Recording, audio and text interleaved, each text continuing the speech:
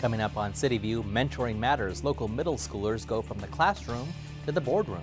Walking on water, the long-awaited new Boardwalk Trail opens, and a look back at Austin's exciting weekend, hosting the Xgames.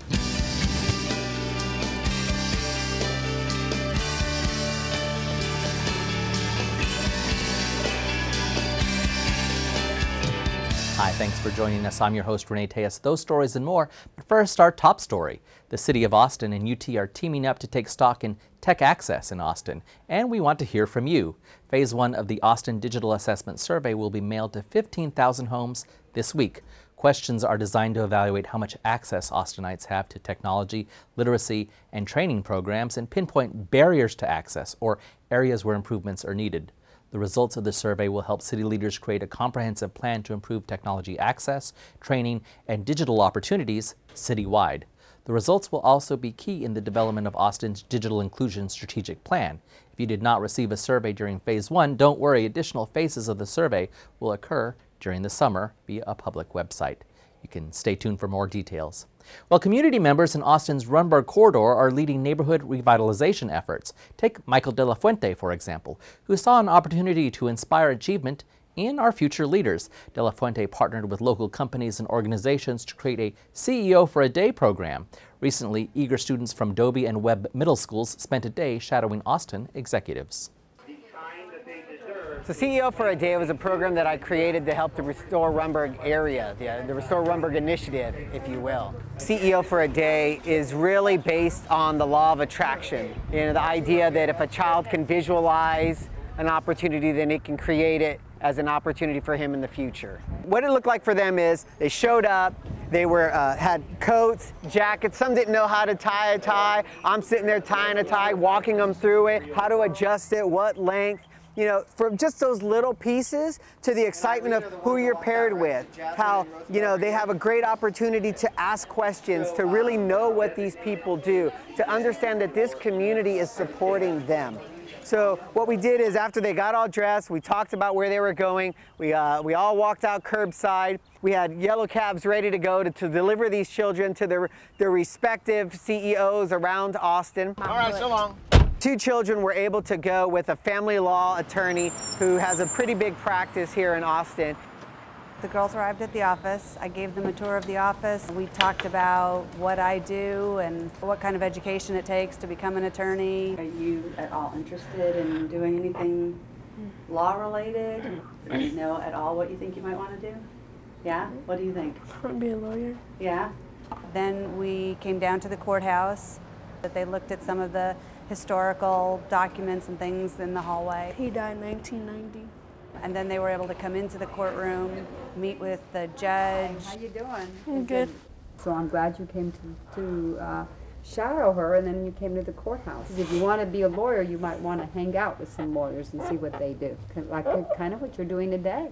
I think they got a lot out of it. I think it's a great program to show them that there's so many different opportunities for them if they just want to pick one and pursue it. Of CEO for a Day is to instill self-confidence in our youth, motivating students to show up for class, apply their academic learning to real-life situations, and set personal goals. Learn more about CEO for a Day and Restore Rumberg by visiting the website that's on your screen.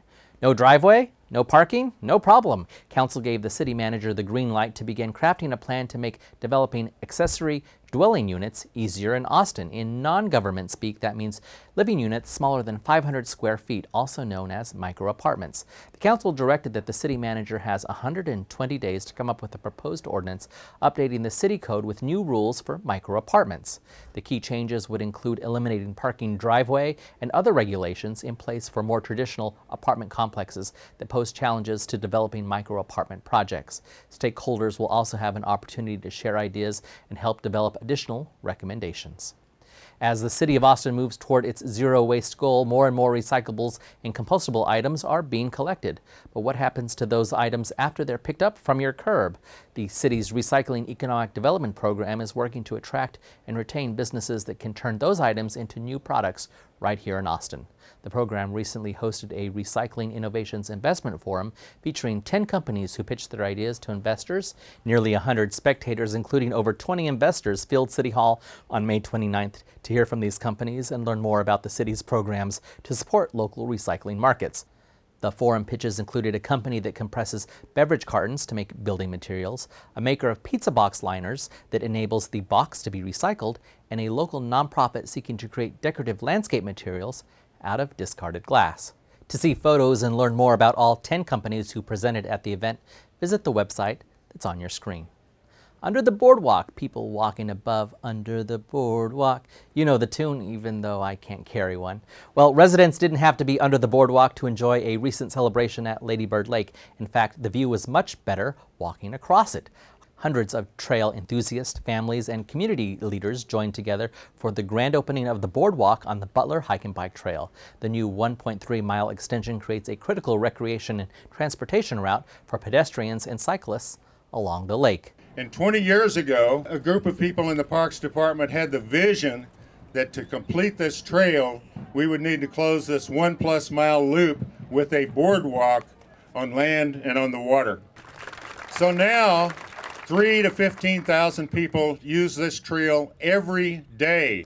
We know that that demand is here, and now with this completed section, this part of the trail and this special part of East Austin will also become part of this crown jewel in our trail and in Roy Butler Trail. And it also affords all of our citizens, regardless of zip code, regardless of where they live in the city, they'll have an opportunity to come down here and experience the fabulous views and really take in this precious natural resource. The boardwalk on Butler Trail is open daily on Lady Bird Lake's southeast shore. To learn more about Austin's trail system, including Butler Trail, visit the website on your screen. Well, Austin hosted its first X Games recently from June 5th to June 8th.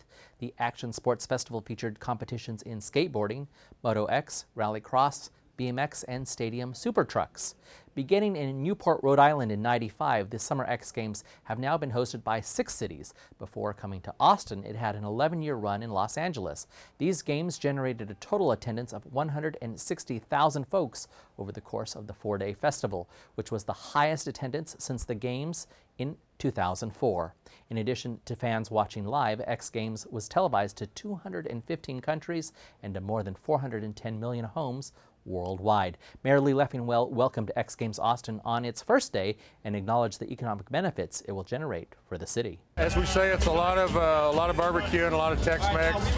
Estimated total of about $36 million just for the 4-day event. That's quite an impact on our local businesses. Highlight of the games was watching Austin native Chase Hawk take home gold during the BMX Park Final on Sunday. After such a successful start, we look forward to the X Games continuing its run here in Austin through at least 2016. Well, that's all for this week's City View. I'm your host, Renee Tejas. Our next show premieres Friday, June 27th. Thanks for watching.